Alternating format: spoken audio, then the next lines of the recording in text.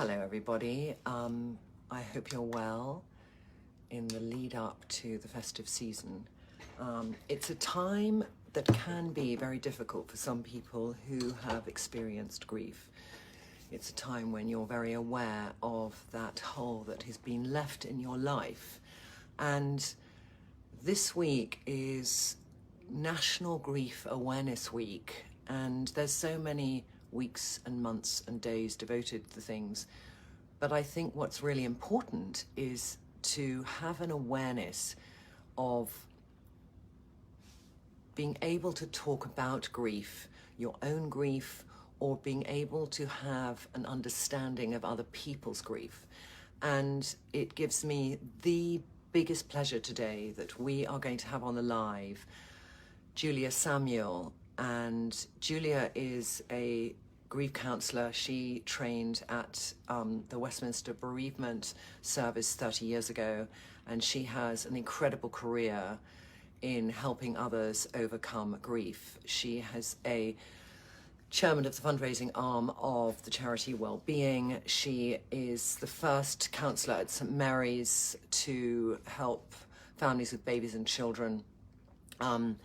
She also founded Child Bereavement UK, which is now the leading charity that supports families and trains professionals when a child dies or a child is bereaved. After 25 years, she stepped down from that, and she works as a private counsellor and has a private practice, but she has written 2 incredible books called Grief Works and This Too Shall Pass.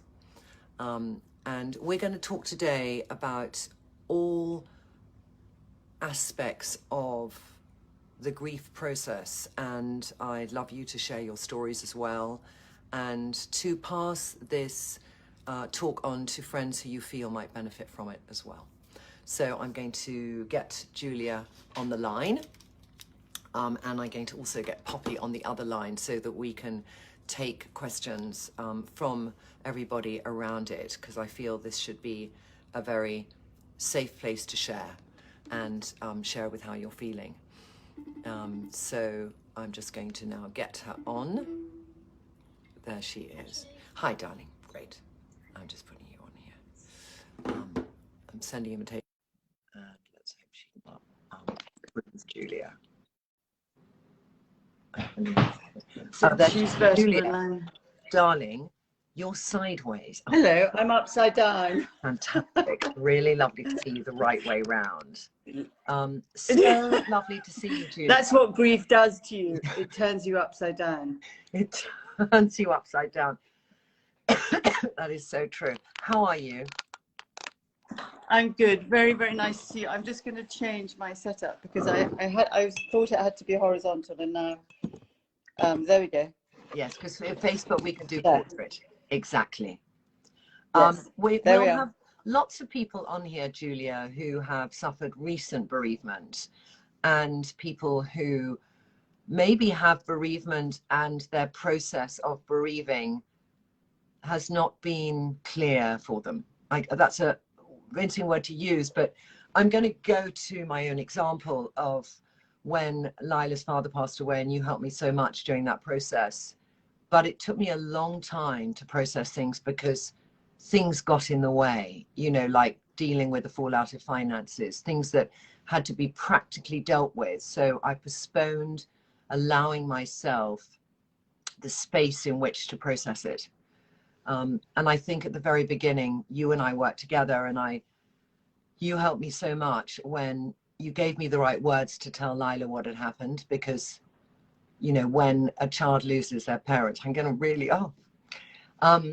you just don't have the words? No. You don't have the words? No. And you gave me those words. I just have to say, I can never thank you enough for giving me those words.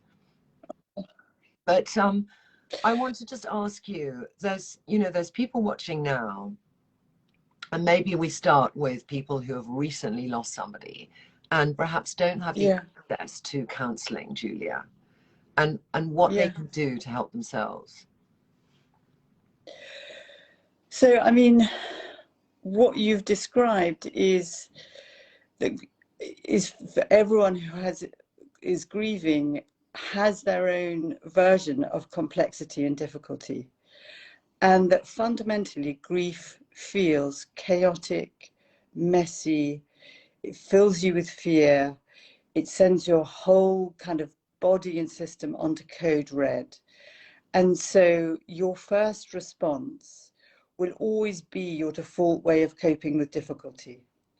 And yours, and often many people's, is to function and to be okay as best you can, because it just is overwhelming if you feel you could let yourself really feel the pain and really take on board how devastating this is. And I think when your child is bereaved, it is kind of triply complicated, because the person you want to protect most in the world and not suffer at all, protect from suffering, is in that moment having to face trauma and real suffering, which is terrifying as a parent. So anyone's instinct is to kind of in some way make it as good as you can, to make it better than it is, because you don't want them to hurt.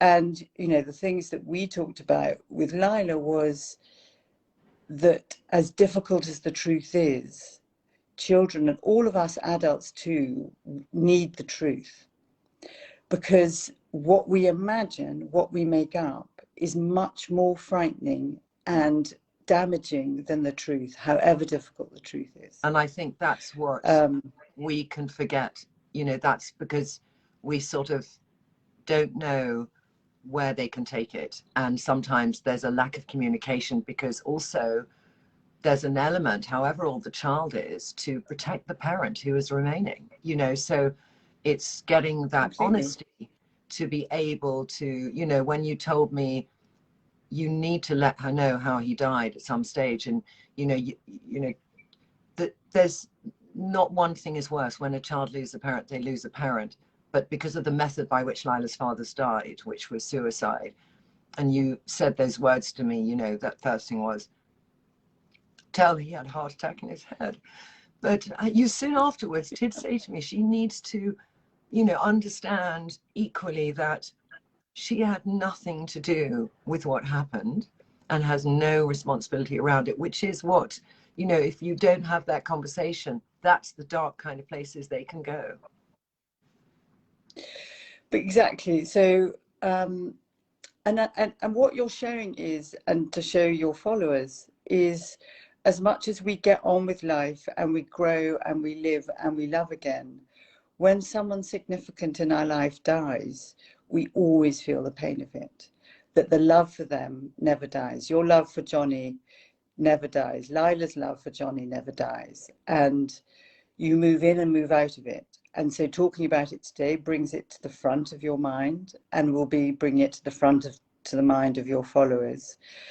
And that's extremely helpful, that we can move in and out, that you move in, you feel the pain, you remember, you move out, you get on, you have fun, you know, work hard, love your kid, you know, have a nice day, and then you move back and feel the pain. And it's the oscillation, the movement between the two is how we adapt and grieve and accommodate the loss. And as you were saying with Johnny, that again, this thing of what you don't know, you make up, but children need the same truth as everybody. And particularly now with social media, there's no way they're not going to hear what has happened. Yeah. And that children need to, you as their surviving parent, need to be trustworthy. So if you haven't told them the truth, you've in some way made it, you know, softer and less brutal than suicide or the circumstances, then she begins to mistrust the person she needs to trust most in the world, but also mistrust herself. So this thing of naturally, you're saying her wanting to protect you and you protect her, that is a really loving, instinctive response, but it builds walls of defenses between the two people that need each other most. So actually what you need is open and honest and often painful conversations that build the connection, build the openness, so that she can ask questions.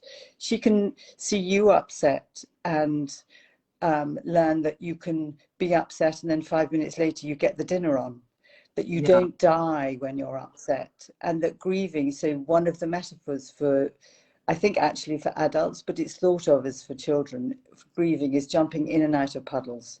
You jump in the puddle and you're really sad, and you jump out of the puddle and you kick a ball, eat an ice cream, get on with life. With Lila, it's probably going out and having fun with her friends. Yeah. And that children learn to grieve not from what you say, but from what you show. I mean, that's true of all parenting. You know, you can tell your child to be happy, but if you're unhappy, that isn't what they learn. They learn how to be kind of miserable and be a martyr or whatever. And it's the same with grief. So if you demonstrate that it's healthy to be sad and upset and distressed, and then you're okay, that's what they learn for themselves. And that's how they build their resilience. So, you know, one of the things with grieving children is that often people say children are so amazing, they're so resilient and robust, they bounce back. They bounce back if they get the right support. And, you know, what happened with Lila and how do you get the right support? Because I'm just going to say that reading both your books helped me so much. And, you know, I think, you know, one of them just helped me to understand the processes of grief. And Grief Works is, to me, that book. And This Too Shall Pass is actually a book for life. It's not just about grief. It's about getting to a stage where we feel there's a brick wall in front of us, and how we can move through life through either the trauma of grief or other traumas, or even just very bad days. Living losses. I mean, yeah, we've all had lots of living losses. The living with uncertainty, you know, this last 18 months is, you know, divorce is a living loss. It feels like a death, you know, losing your job, all of those things. Getting a health diagnosis is so there are many, you know, loss is part of life, whether it's from death or from other circumstances. Yeah. Tell me. Did you ask me a question? Yes, I really, because lots of people. First of all, I just want to say, if you can't see Julia and I, double click on the comments, and they do become just 2 comments. There's a lot of people, Julia, talking about, you know, many people. And when I lost my mother last year, you know, hundreds of people sent messages saying I lost my parents. I mean, I think it was a far greater amount than previous years, and we all have a different relationship with our parents, but many people here have recently lost their mothers and things. So I just want to talk about that side too, of losing your parent when you are an adult. And we all have different relationships. My relationship with my mother was very complicated. So when she died, I was really her parent because she had Alzheimer's. And so it was, that grief too was slightly challenging, and I've gone through it very differently from my sister. We, you know, you each carry your baggage of your relationship with that parent, or that profound love which was like a sister, you know. But it's not what are the differences, but just to help people who are listening and finding it really challenging having lost a parent in the last year. So, I mean, you're right. There've been 10% more deaths than normal due to COVID. So there's normally 700,000 deaths a year, and there's been about 770. So although there have been deaths from COVID, which are bigger than that, those people might have died anyway. I'm not saying that they would have done, but statistically, that's the number. And when your parent dies, it is an enormously significant loss, whether you've had a complicated relationship with them or a very close and loving relationship. Because if it's been complicated, the opportunity to repair and have the warmth and the loving relationship you wanted is now gone forever. And often as a child, you always have that hope that maybe they'll be the parent that you want them to be. And when they die, that opportunity dies with them. And there are so many unresolved issues often with complex relationships that you have to find a way of kind of coming to terms with. But also they are the people that know you best in the world, that knew you as you know yourself, from a tiny baby, you know, from birth to whatever age you are. So it feels like the death of a version of yourself. And it feels like the death of security in some way, that you maybe, that it puts you in touch with your mortality, that you know that you're the next generation to die. And you can feel very lost and confused. And that's, you know, grief throws people onto this alien planet where they kind of don't know themselves anymore, and they often become a version of themselves that they don't like. So your best friend may still have her mum at Christmas and her dad, and so although you love your best friend, seeing her have the Christmas that you want, or the summer holiday or whatever it is, you're really resentful and angry of your friend. And then it's like, oh my God, I love my friend, but how come I'm this person? Yeah. But it brings up all these unwelcome feelings of, and So how basically those can one feelings deal with are. that, Julia? How can one deal with that and not let it eat away at you? Because that's what happens. So the most important thing is to recognize that feelings are not facts. So feeling jealous or guilty or bad doesn't mean that you are bad or guilty, that you've done something wrong. That feelings are transmitters of information. They are things that telling us to adjust and change and adapt to this new reality, the reality that we didn't want and that we didn't choose. And pain comes in many ways, in those feelings and in just the sort of searing pain of loss.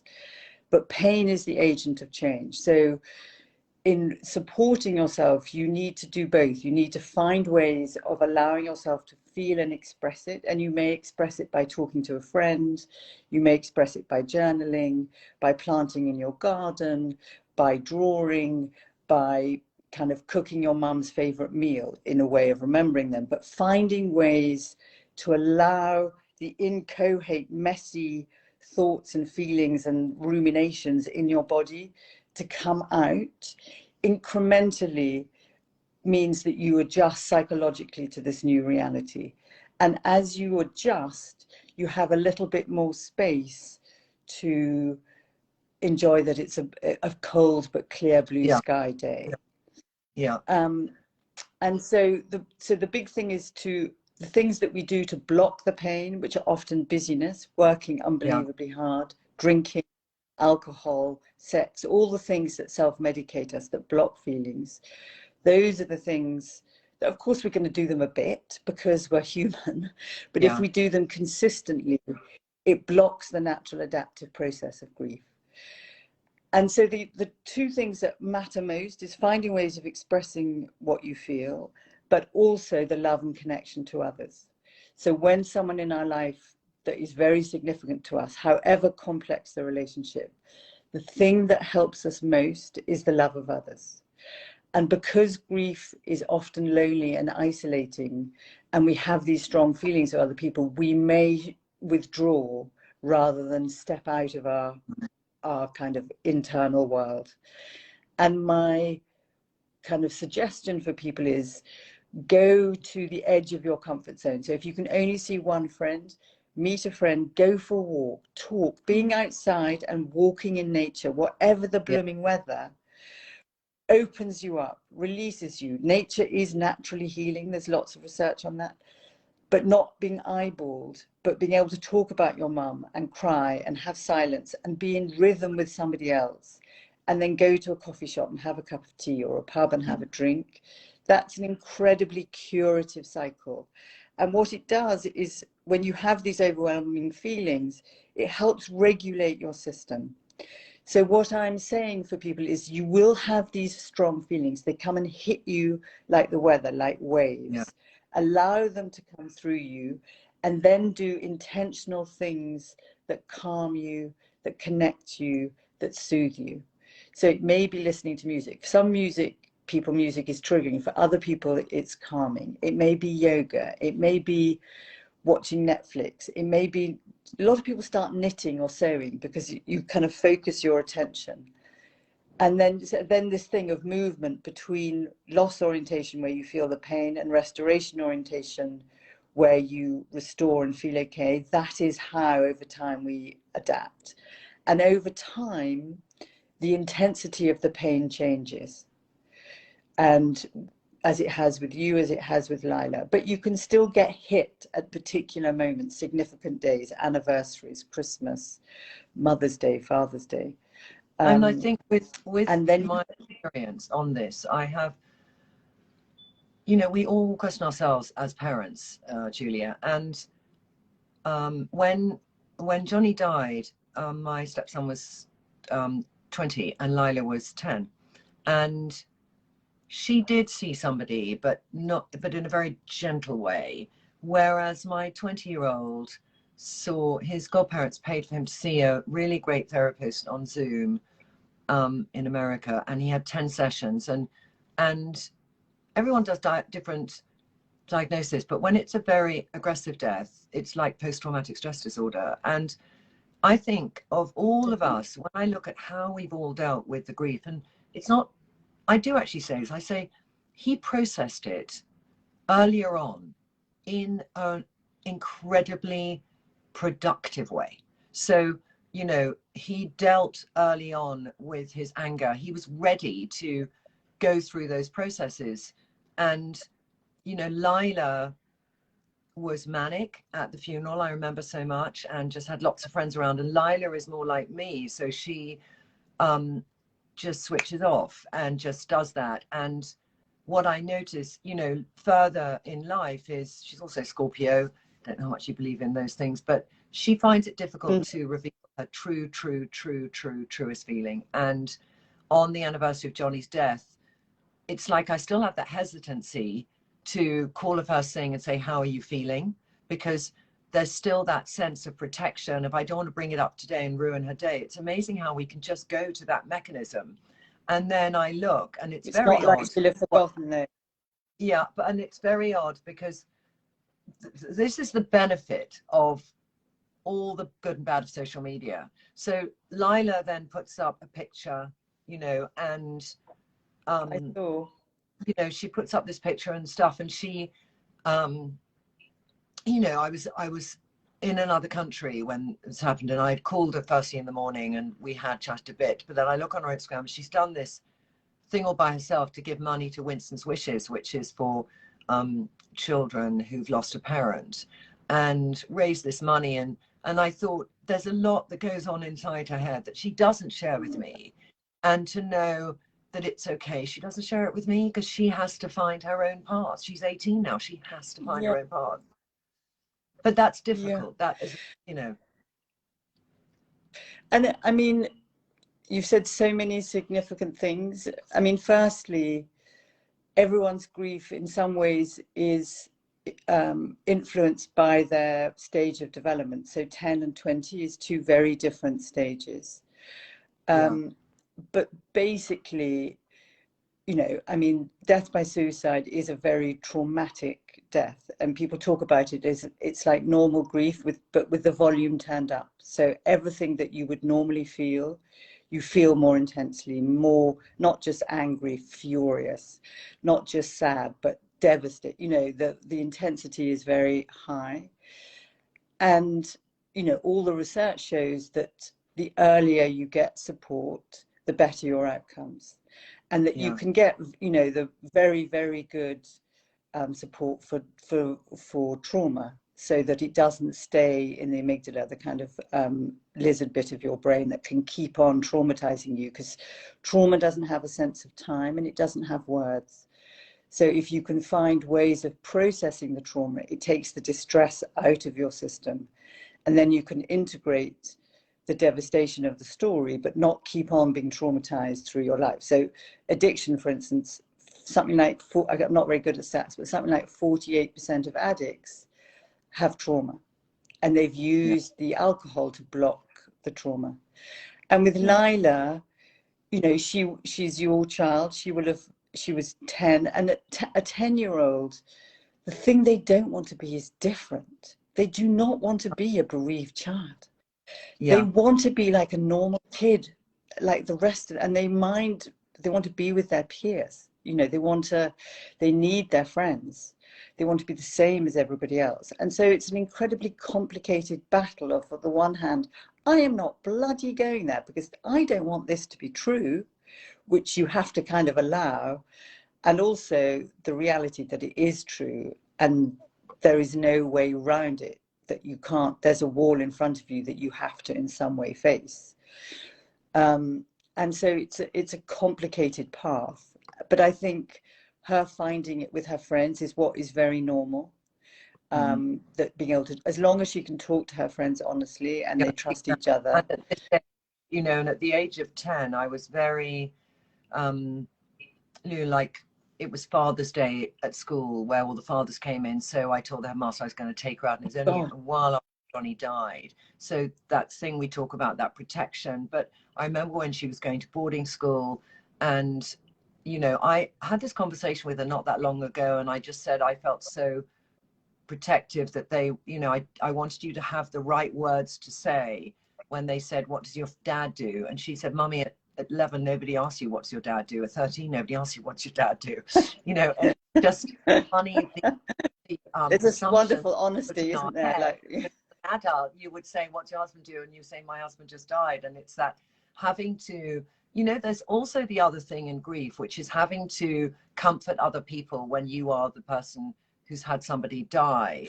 And that's challenging and not much talked about. But I just, you know, want to get your thoughts on that, I think, because it's difficult sometimes because you end up comforting somebody else. And it's just a... I mean, that's why things like this, you know, you being so courageous and being so honest in public is what helps so much, because people are still, you know, despite social media and all that is available, unbelievably ignorant about grief and death. And there's a kind of magical thinking, which is, if I don't think about it and I don't talk about it, then maybe it's not going to happen. Maybe it's not going to touch me. But then when it happens, they don't have a language and they don't know how to cope. And then it's left to the person who is suffering the most to educate them. And it's like, WTF? Yeah, I know. How come I am having to say to you what I need because you are like so ignorant? Yeah. I mean, what I've learned. What I've learned is that now if somebody I know has somebody who dies, and I know them, that I discover it, that they're a sort of, you question, are you a good enough friend to call them, or should you write? You know, there's this kind of, will I be, you know, crashing person, you know, or am I the next layer out? Yeah. And so, which is such a egotistical thought, but it's a very natural thought, and I don't think it's a wrong thought, it's what we do. But I think what I've learned now is I will, you know, I'll pick up the phone. I think we forget to pick up the phone. And one thing I do know is that in a world of social media, we control when we're ready to handle what we want to handle. And sometimes I think unexpected phone calls help break through and give you a release, because you end up having a talk, you know, hearing somebody's voice. And you're not all, if you're the person who's had that grief, managing it like this. And it's that unexpected phone call which does that another stage of helping you heal, because you have a cry and the other person's there for you. So I think it is important to pick up the phone, and just text every day. And then after, you know, the funeral, you know, I had a funeral and then I had a memorial of Johnny quite soon after, but it's after that. It's like, I've had friends recently who've lost their husbands, and it's to remember, after all of that stuff, that's when people most need people, because they feel most alone. I mean, you've learned so much, Trin. You're saying, you know, you could write a book on this. You're saying all the right things, in the sense that texts can be very good if you're quite a distant friend, but they're also kind of disconnected. And so we connect most by sight, sound, touch, and smell. So hearing someone's voice. So you don't have to pick up the phone if you're the person that's grieving, but if you see that someone is calling that you want to speak to, you can answer. And hearing the care in their voice, whatever they say, goes to you in a way that, I mean, text words matter, you know, they're very helpful and can be very healing, But hearing love through the tone of someone's voice, by the way they're speaking to you, can be 1,000 words, even by the silence that they allow to give you the opportunity to speak. And I think one of the most misunderstood aspects of communication is our capacity to listen. And so, you know, listening well, I think, is the best form of communication. So by listening to your friends whose husbands have just died, by letting them tell you what they feel, repeat themselves, cry, have silence, have snotty noses, you know, all the mess. And, you know, grief is not a tidy business. It feels like fear in our bodies, and it's messy and chaotic, and, you know, we are by no means our best selves. But if you're, as the friend, letting them be all of that and loving them and showing up with a phone call or a lasagna or taking them for a walk or helping with their kids or do some Christmas shopping for them, or whatever it is, that is an act of kindness and an act of love that goes a very, very long way. Because there's a lot of people leaving messages now, Julia, talking about the isolation they feel in their grief. And I think this can happen, you know, when... Which has been made worse by COVID, obviously. Yeah, made worse by COVID, but also if you've lost your partner a year ago and you feel all your friends have got on with their life and you feel you're the kind of plus one at a dinner, or all those things you could feel as a woman in middle age, that you're now this sort of single woman and maybe you've been married for many, many years. And that's an unbelievably isolating feeling. So I think to have this conversation for those people listening who have somebody like that in their life, and to remember that, and this is to me what National Grief Week is about. It's about people who have not lost somebody to also have an awareness of reaching out to those people who have, and not just after they've died, you know. You're 100% right. And, you know, if you're in midlife and older, and your partner has, you know, been so significant, you lose the identity of a wife or husband, you lose the identity of a couple, and you lose the sense of power and status that gives you. And that you can walk into a room as a couple, you never speak to each other, but you kind of know that they're there, that you can turn to them and you can kind of march through the room. Even if you're really shy and an introvert, you kind of have your wingman. Going in alone, where you feel much more exposed, much more frightened, and people respond to you differently. I mean, one of the things I've heard so many times, I can't even tell you, is that this is women in particular, because more women have counselling than men. 70% of women, 70% of people who get counselling are women and not men, which, you know, I think is some way to why there is so much suicide in men. But anyway, they say that they're treated like second-class citizens once their partner has died. Like they're put in the child's bedroom with the Batman wallpaper, whereas they used to be in the guest room. That they're asked to do the chores and clear up the dinner, or they're given the place next to the sort of, you know, someone that nobody wants to sit next to, because somehow they've lost their significance. And it's like, oh my God. And it does feel like something from the sort of savannah plains of, you can be put out to die once you're single and had your kids and no longer have a man to protect you. It's some evolutionary, awful aspect of ourselves that, you know, as you're saying, for Grief Awareness Week, if you're a friend of someone, kind of be aware of that and be particularly warm and valuing, and make the person feel significant when they are already hurting so much, feeling significant, insignificant as well, and they're menopausal and all of those things, which you really help them with. It's like compounding what's so hard. That, I mean, it is just to feel significant is to give you life. To feel present is to give you life. And to take that away from a woman or a man, but I think it is really important. I'm going to talk about conversing, Julia. Can I add something about what you do, which I think is often kind of underestimated in our field, which is that, you know, our internal world is often represented by how we dress, how we show ourselves to the world, and that part of our recovery in grieving is to give ourselves permission to be someone who respects themselves by what they get up in the day, what they put on their face, how they show themselves to the world. And that it, in the same way as doing it very negatively, will mean that the response you receive from other people is likely to be less. If you can fake it till you make it, that really does work. It is a thing. Really, if you can put on your Trinny face, you know, your wonderful makeup, which I'm wearing today, by the way, and your kind of your outfit, you dress with yourself, that you value yourself, how you're responded to in the world will improve. Yeah, And I'm because you're not so saying physically present. You're so physically present that people cannot ignore you. They have to consider you, and therefore they listen more, and therefore you can show them how fantastic you are, and therefore you feel better about yourself. Yeah. And it's a virtuous circle. You can show them how fantastic you are and how devastated you are.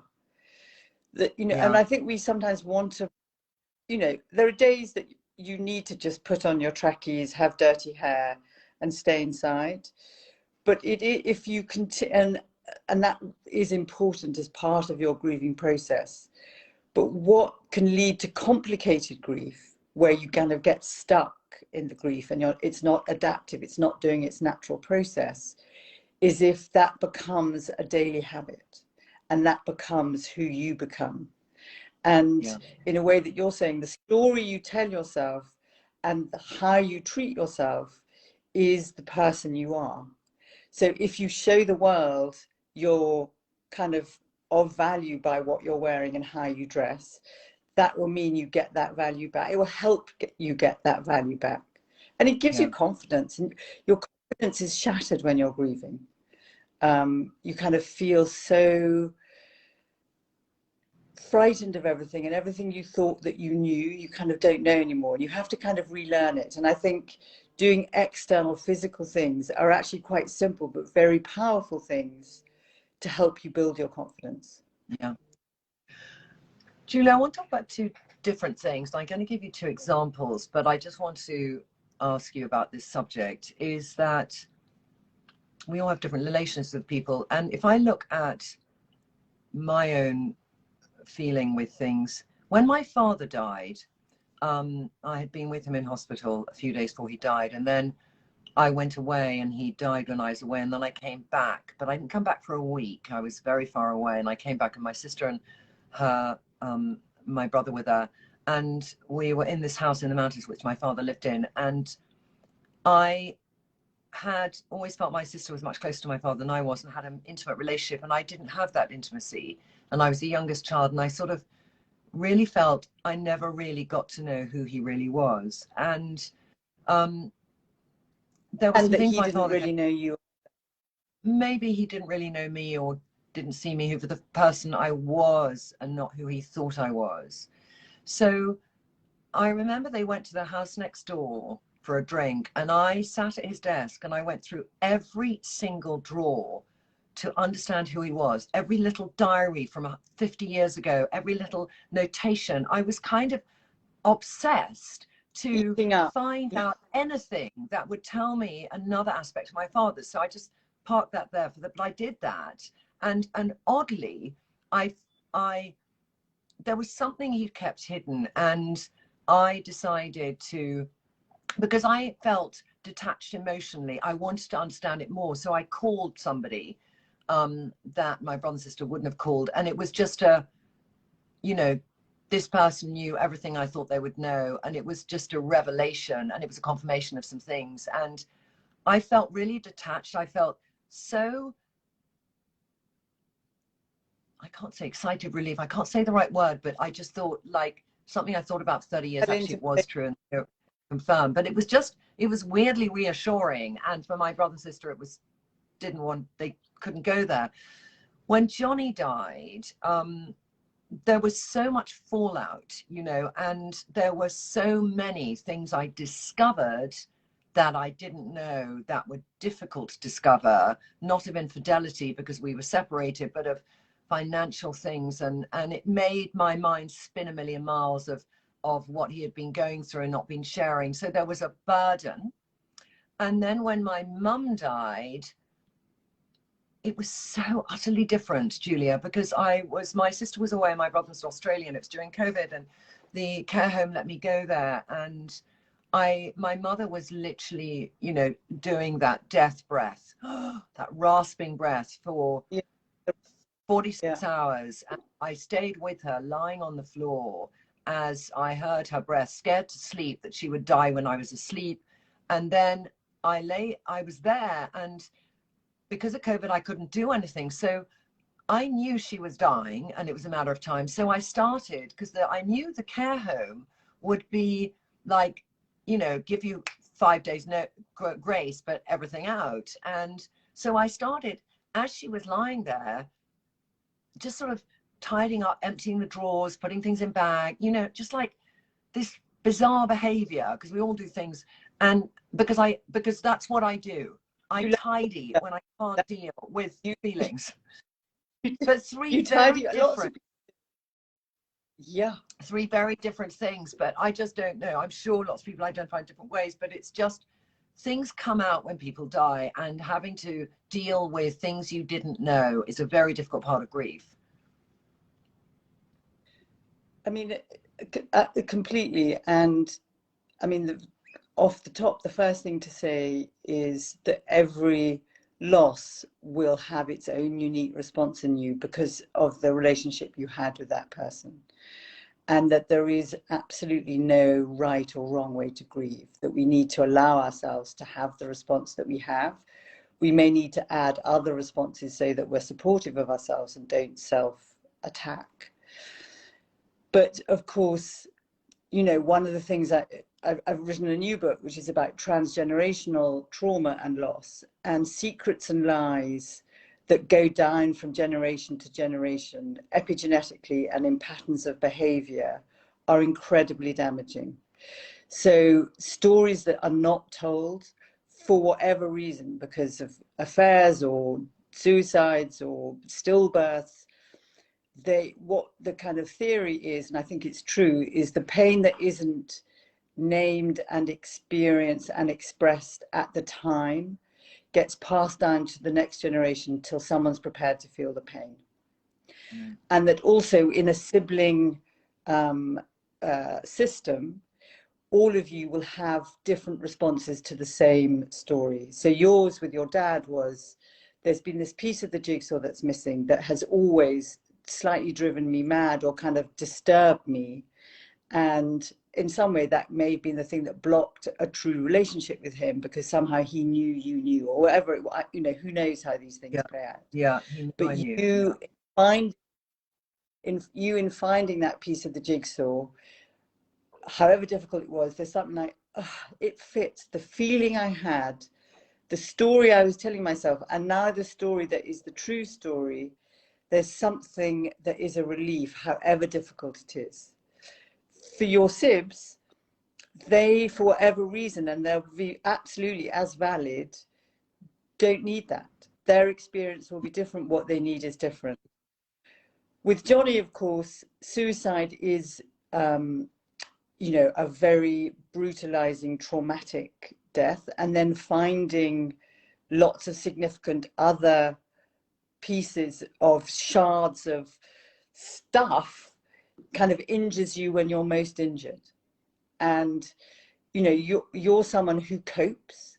That is your default way of responding in difficulty, and it really works for you. You know, it's worked for you in massive adversity. So why wouldn't you kind of deal with it and face it, and that will postpone your grief.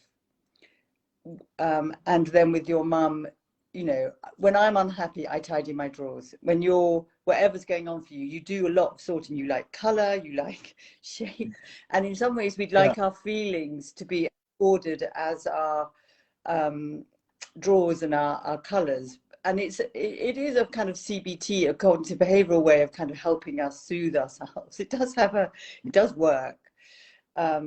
But of course, you also need to recognize that feelings are messy and chaotic and have a life of their own. Can I ask? So what am I saying? Yeah. Yes, and I know, because I wanted to just ask thing, because something odd happened to me recently, and when somebody dies, a lot of people want to connect with them in what their perception of the afterlife is. There is that feeling. Oh, There's yeah. nobody I know who's thought, suddenly I believe in mediums.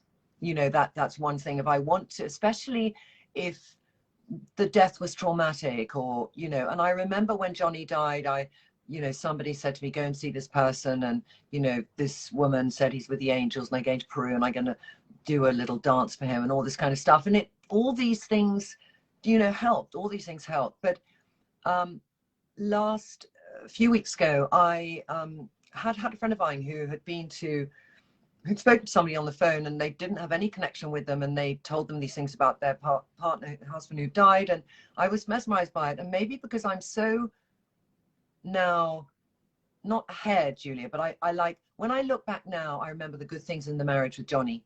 I'm far enough away from the death of Johnny to remember just the love and the joy he brought people in life. And one thing about death, when in a complicated death, is the bad shit fades away. It can fade away, and you can just be left with, you know, the kind of the reason you loved them. Love that. You know. But I had this woman who knew nothing about me. I booked an appointment online. I paid with WhatsApp. I mean, with, you know, PayPal, through another account and everything. Anyway, she sort of said, I'll just see what's out there. And the first thing she said to me is, there's somebody here, and they are laughing away, and so happy. But I'm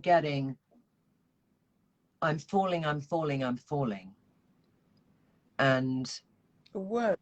they passed a while ago, and they had a very traumatic passing, and they felt, you know, the back was against it, but they're great now. They're at their best they've ever been. And I've got this very odd expression, which is attached to an American chat show you might not even have heard of, because this woman's American, called Here's Johnny, which was the Johnny Carson thing. Oh, and I was like, I dropped the goddamn phone, because I'm very skeptical about things like this. But in times of grief, all your skepticism can go, because you just want that comfort. Yeah. And I found want them to know that, you know,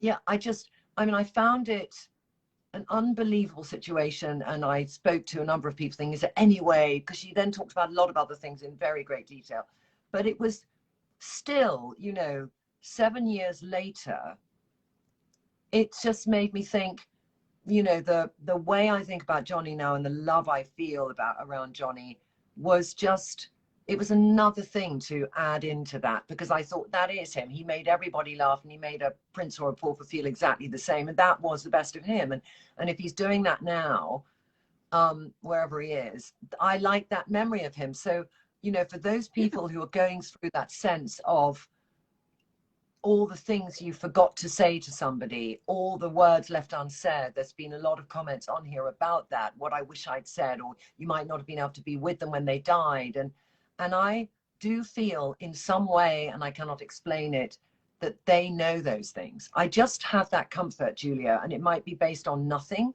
but intuition, or what I choose to feel to make me feel better. But it is actually more than that. I feel that, you know. But if somebody's not feeling that, how can they get to that, you know? So, I mean, I think it really is significant that when we, you know, not knowing where somebody is, and certainly if they died quite a violent death, aggressive death, it really can haunt us. And so having a belief that they're in a happier place, that is a peaceful place where they're their best selves, is incredibly meaningful.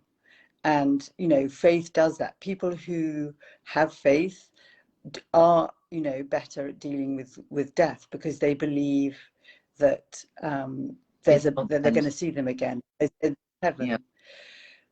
The thing that I think, for those that don't have any spiritual experiences, or haven't got there yet, is to remember that we, you know, heaven is the place where we love the person best, so that it can be in our hearts, and that the love for that person never dies. So finding touchstones to memory to that person, to bring them into your life, which may be by a playlist, it may be by going for a walk from the place you used to walk together, or a restaurant you used to go together, or going to a church and lighting a candle, or wearing their watch, or wearing their scarf, that you have touchstones to memory.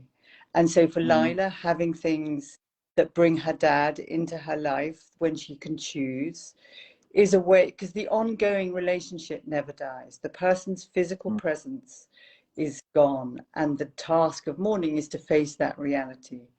But the relationship continues, that she can, you know, at a significant moment, she could have asked her dad internally, should I go to America to university? And she'd probably be able to give herself the answer. You could ask Johnny, should she go? You know, or should she marry this guy or have this? Because he's embodied in you. He is part of you. And particularly in our memory places, we have a place in our part of our brain that is particularly oriented to places, and we have place cells. So going to places where Johnny was, or Lila going to places where she has memories of her dad, bridges that gap of his physical absence and enables you to connect to them and feel them close. At the beginning of grief, the pain is so raw, that feels too much and it's overwhelming. 7 years later, the comfort and a consolation and a warmth where the love is bigger than the loss. And the love in the end is what survives, not the loss. And that you have the living story of the person that's died, not just the death story. People can get stuck in the circumstances, the regrets, the what ifs, the if onlys. And it takes a lot of work to get through the death story, particularly if it's, you know, sudden and traumatic. And then to find a way of living with the life story of who this person was, the best parts of them, why we love them so much. And, you know, with Lila, what is in her from him, you know, the qualities she has, the things that she likes, she can, you know, and she can build on it too. And that really makes a difference. And I think people are very ignorant of this particular aspect of grief. I think it's very unknown. Yeah, and I think it's good to talk about all the aspects, because certain things I think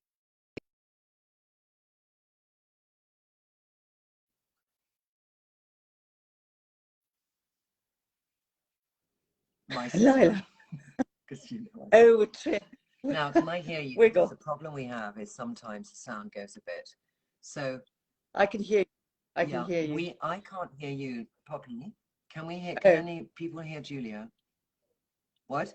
I can hear you, Trin. Julia. Okay, Julia. Because somebody's called me, we can't hear you anymore. So I'm going to have to end shall I it. Get back? Okay, we'll end it. Yeah. Okay. All right. I just want to thank you so much, Julia. Thank you, darling.